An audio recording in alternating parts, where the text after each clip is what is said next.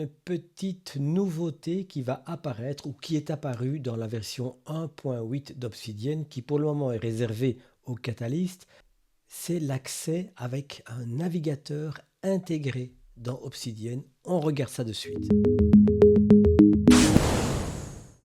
Et bien voilà, on est dans mon Obsidian et ce qu'on va directement aller voir, c'est que dans les modules principaux, à partir du moment où vous avez la version 1.8 et j'ai la licence Catalyst qui me donne accès aux avant-premières, je vais dire, des versions, voici déjà la version 1.8.1, mais dès la version 1.8, on a à disposition un module, dans les modules principaux, une option supplémentaire, le Web Viewer, qui est en fait un navigateur qui est intégré à l'intérieur d'Obsidian. Alors vous allez me dire à quoi ça sert, puisqu'on a des autres navigateurs, mais vous allez voir que ça peut être intéressant pour la prise de notes quand vous avez des informations intéressantes à prendre sur une page internet.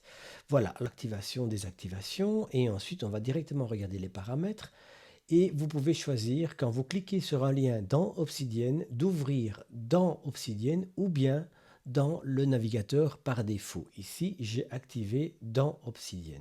Ensuite, la home page, si j'ouvre mon explorateur ou mon navigateur, je vais ouvrir une page par défaut. J'ai pris la page de mon site internet.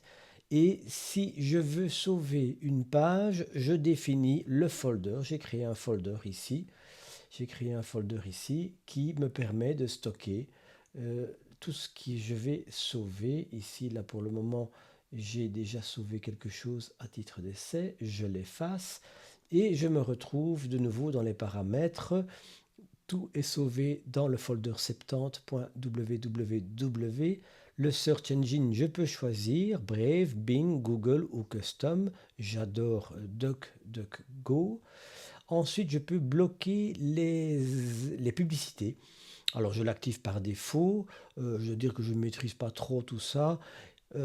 Toujours faire attention quand il y a des bloqueurs de publicité, que parfois certaines pages peuvent ne pas fonctionner. Dans ce cas-là, vous déconnectez et vous disablez, vous désactivez la protection des publicités. Ensuite, il y a une mise à jour des publicités. Je dois dire que franchement, je n'utilise pas ça beaucoup.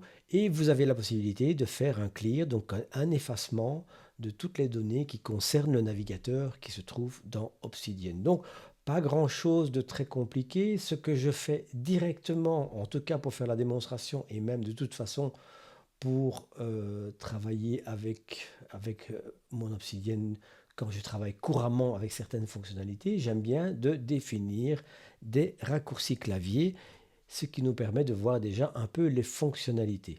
Qu'est-ce que j'ai comme fonctionnalité? Zoom avant, zoom arrière, restaurer le zoom à la taille normale. Vous pouvez sauver la page dans votre réseau de savoir. Vous pouvez faire une recherche, lancer une recherche, voir l'historique. Vous pouvez ouvrir simplement le navigateur et vous pouvez mettre le focus sur la barre d'adresse pour pouvoir entrer à une nouvelle adresse de site web. C'est pas très compliqué, j'ai tout configuré ici, je vais fermer, allons voir maintenant ce que ça donne. On a donc mis que le navigateur par défaut est bien à l'intérieur d'Obsidian, donc quand je vais cliquer sur voilà mon site internet, j'ai ici un explorateur et c'est ça qui est intéressant parce que si maintenant je vais ouvrir un nouveau fichier, créer un nouveau fichier dans lequel je vais prendre des notes, vous voyez que je peux mettre en côte à côte mon site internet et les prises de notes que je vais faire en lisant ce site.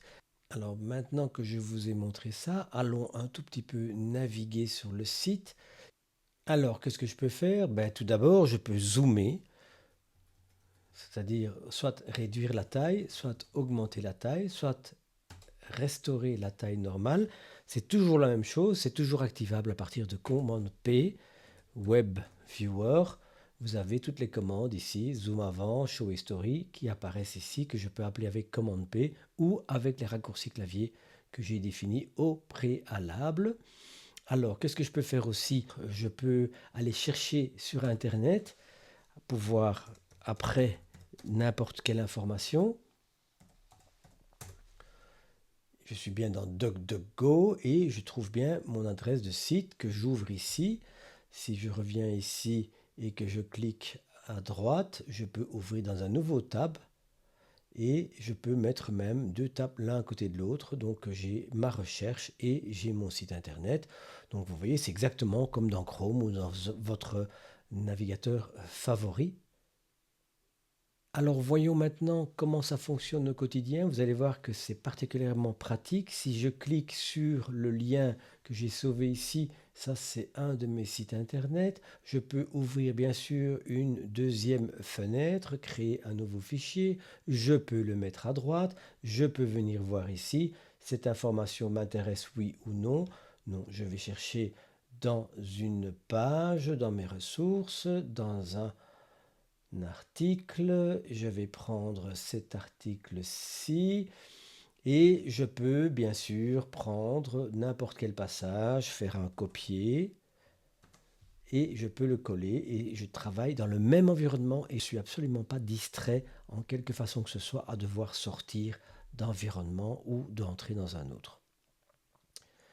Ce que je peux faire aussi, bien sûr, si je trouve la page globalement intéressante, je prends un raccourci clavier, CTRL-SHIFT-S, et qu'est-ce que je vois? C'est qu'il a stocké dans mon folder 70 www ma page en format Markdown. Vous voyez que j'ai l'ensemble des informations qui sont ici. Et je peux cliquer ici et c'est une nouvelle fonctionnalité qu'il y a maintenant parce que pour le moment, on voit que c'est sauvé avec l'adresse URL, c'est-à-dire que si cette image disparaît, vous avez perdu l'image. Donc ce que je peux faire, c'est Download Attachment for Current File, c'est-à-dire qu'il me propose de sauver les différentes images qui sont sur cette page internet que j'ai sauvée dans mon réseau de savoir, et je décide de copier également les images parce que par défaut, elles ne sont pas copiées pour ne pas, bien sûr, faire une inflation en termes de taille dans votre réseau de savoir. Mais ici, je décide que je veux les avoir, donc je clique. Vous voyez que l'image ici a été sauvée.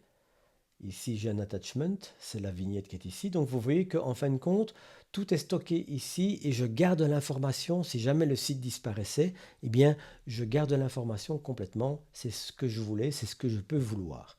Ce que je peux faire aussi, c'est une recherche. Je vais faire une recherche. J'ai un raccourci clavier qui va provoquer Web View Search. Je peux faire une recherche sur le web.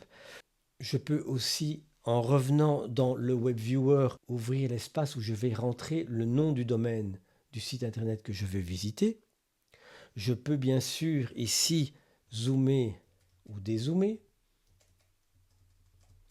Et puis je peux revenir à la taille de base. Voilà, j'y étais. Si je ferme ceci, vous voyez que j'ai la grande page. Je peux ouvrir une deuxième. Je peux revenir ici. Et je peux toujours ici, bien sûr, revenir dans le browser, dans le navigateur par défaut, ou cliquer. Et dans ce cas-là, j'ai ici un browser, j'ai ici un deuxième browser. Je peux le disposer comme je veux et je peux me balader. Si je tape le raccourci clavier R, vous voyez que il fait cette réduction pour enlever tout ce qui est superflu de manière à pouvoir lire plus facilement ce qui se trouve sur ma page. C'est exactement la même page, je crois que c'est ici, mais là, il y avait des images, tandis qu'ici, en fin de compte, je n'ai que le texte, ce qui me permet de me concentrer sur la lecture. Bon, ça dépend un peu de la manière de concevoir les sites. Pour certains sites, ça ne va pas fonctionner aussi bien. Ce qui est aussi intéressant, si je me retrouve ici et je prends une phrase sur le site web, je peux Extract Selection to New Notes, je le fais, et il me crée une nouvelle note avec le nom de la page, sans doute, avec comme formation, oui c'est ça, et le texte que j'ai sélectionné apparaît directement dans la note. Donc vous voyez, on peut vraiment faire un travail super rapproché. Je pense que c'est vraiment une option intéressante. Maintenant, toujours, je ne le répète jamais assez, il est important de comprendre que votre réseau de savoir, ce n'est pas un fourre-tout. Donc ceci peut être une tentation à mettre trop d'informations, à ne plus faire la différence entre ce qui est sur le site et entre ce qui est sur Internet. Ici, vous voyez, j'ai commencé à ajouter. L'avantage, c'est que je stocke tout à l'intérieur d'un seul et même folder, donc c'est facile à reconnaître et c'est facile à identifier. Voilà, je pense que c'est à peu près tout. Je vérifie. Oui, c'est à peu près tout. C'est donc une faculté intéressante qui permet donc de naviguer sur Internet à l'intérieur de votre Obsidian. Quand vous avez un site ou une page qui est riche en informations et que vous faites un travail de synthèse, vous n'avez pas besoin d'ouvrir multiples fenêtres. Avec Obsidian, vous faites tout. Cette version est encore disponible uniquement pour Catalyst, c'est-à-dire les personnes qui ont payé, je ne sais plus si c'est 25 $ ou 50 $. C'est un encouragement à l'équipe de développement qui fait un sacré travail depuis déjà maintenant le début du développement d'Obsidian. C'est aussi quelque chose qui vous permet de travailler avec cet environnement sans distraction à travers les autres navigateurs, etc.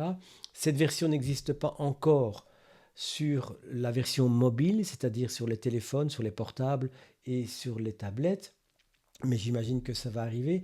Et c'est tout à fait complémentaire avec une autre possibilité qui est offerte, c'est d'utiliser un navigateur classique, mais avec l'extension Web Clipper d'Obsidian. Et ça sera l'objet de la prochaine vidéo. En attendant, bonne exploration, bonne prise de notes et à très bientôt. Ciao!